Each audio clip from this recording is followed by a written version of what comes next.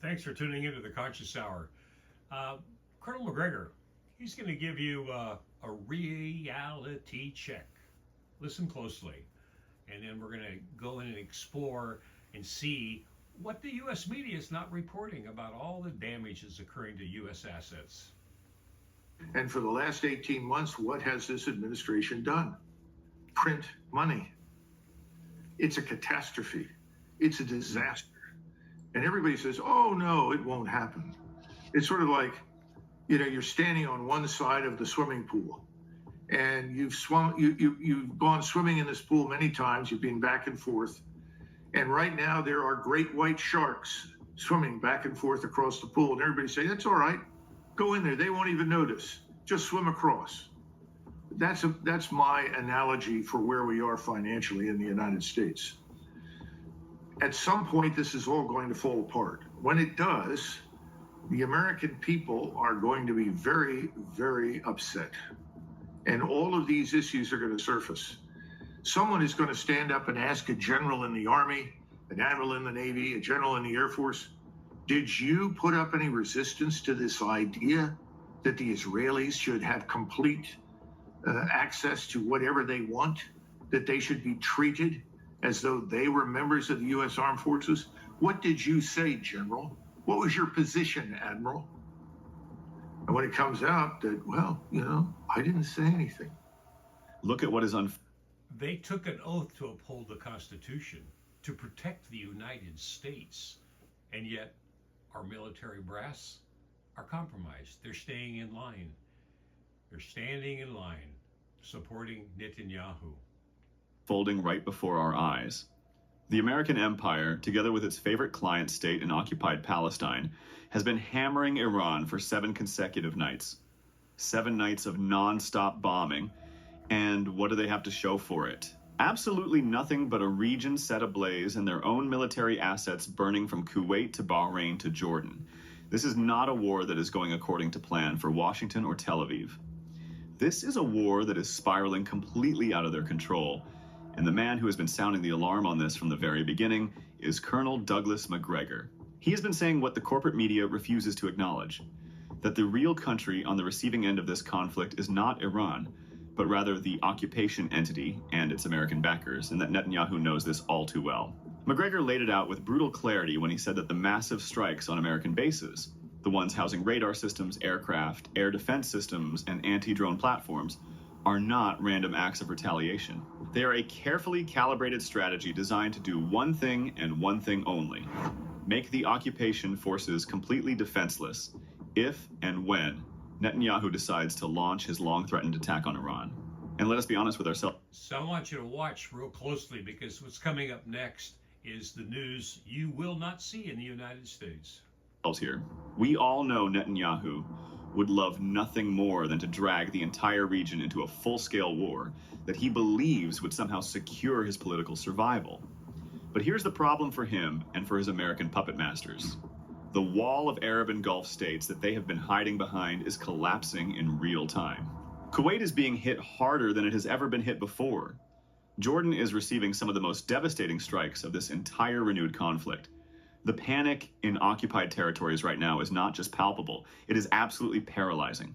If you are finding this analysis as eye-opening as I am, you need to do one thing. The military announced that it has carried out waves of retaliatory missile and drone attacks against American bases in Kuwait, Bahrain, and Jordan. This is not some symbolic gesture of defiance. This is a full-blown military campaign that has already inflicted serious damage on the American war machine across the entire region. In Kuwait, the Iranian ground forces targeted a gathering of American forces at the Logistical Support Center in Camp Arifjan, and reports indicate that several American personnel were killed in that strike. At the same time, a drone strike destroyed a radar system at the Ali al-Salam airbase, along with a weapons maintenance hangar and a drone shelter. Kuwait has been absolutely pummeled in this latest wave of attacks. The occupation forces' ammunition stores and communication assets at Ali al-Salam have been hit repeatedly, and it does not stop there. The Iranian Navy launched coordinated drone and missile strikes that struck the American fleet's fuel support pier at Al Ahmadi port in Kuwait. They also destroyed a signals and communications center in Kuwait. Let that sink in for a moment. The Americans are losing their communication infrastructure, their fuel supplies, their radar systems, and their ammunition stores, all in a single day of strikes. And Kuwait is not the only one bleeding. In Bahrain, the Iranian military struck the Sheikh Issa Air Base, hitting a site where American combat aircraft were stationed. They targeted aircraft hangars, fighter jet parking areas, and fuel tanks. They also struck an intelligence data center in Bahrain known as Batelco. The Iranians are systematically dismantling the American intelligence and logistical network across the Gulf. In Jordan, the situation is even more dramatic. The Iranian military struck the Muwafaq Salti Air Base, also known as Al Azraq Air Base, where American F-35, F-15, and F-16 fighter jets are stationed. Iranian missiles breached American and Allied air defenses and struck the base directly. Well, I'm not sure it's a ceasefire. It doesn't sound like a ceasefire. It sounds as though we have different rules of engagement for ceasefires at this point. Obviously, the United States does not want all-out war, at least not at this point. And it appears that Iran is ready for all-out war if that's what's forced upon it. Let's put it that way. The problem is that this business of now suddenly praising the supreme leader and making nice noises is not terribly relevant to the whole discussion. The Iranians don't really believe anything we say. There's not really any reason why they should.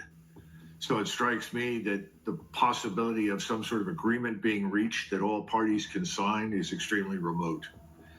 And it'll never happen because Netanyahu won't take his foot off the throttle, and he's got everybody compromised in Congress. Sure, Congress is breaking up right now, but the election's off in November. What are we talking about here, folks?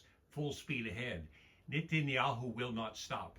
Trump is being compromised, and look at the reaction that he's done. He's bombing civilian infrastructure in Iran.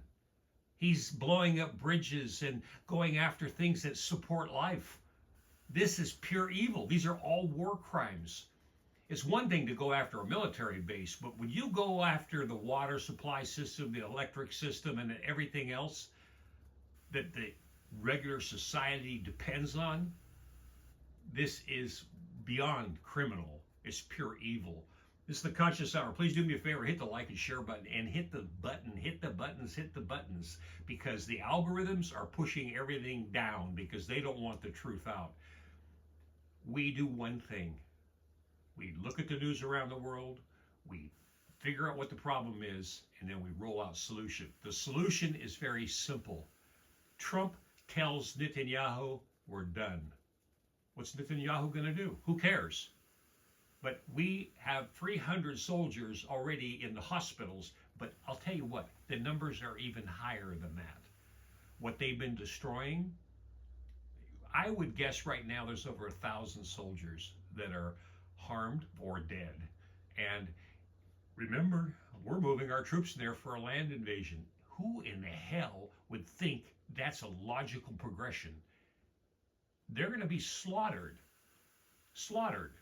We're talking 1 million man, 2 million man army in Iran.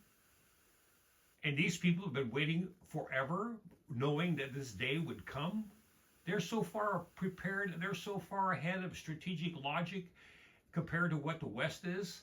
It's just shotgun approach. Let's try this, let's try this. Let's see if we can do this. See if this will make a difference. So we're done, folks. Thanks for tuning in to the Conscious Hour. Hit the like, share button. Please share this thing because the algorithm is pushing everything down. My numbers should be going up. They're going down or just flat stabilized. Thanks for tuning in to the Conscious Hour.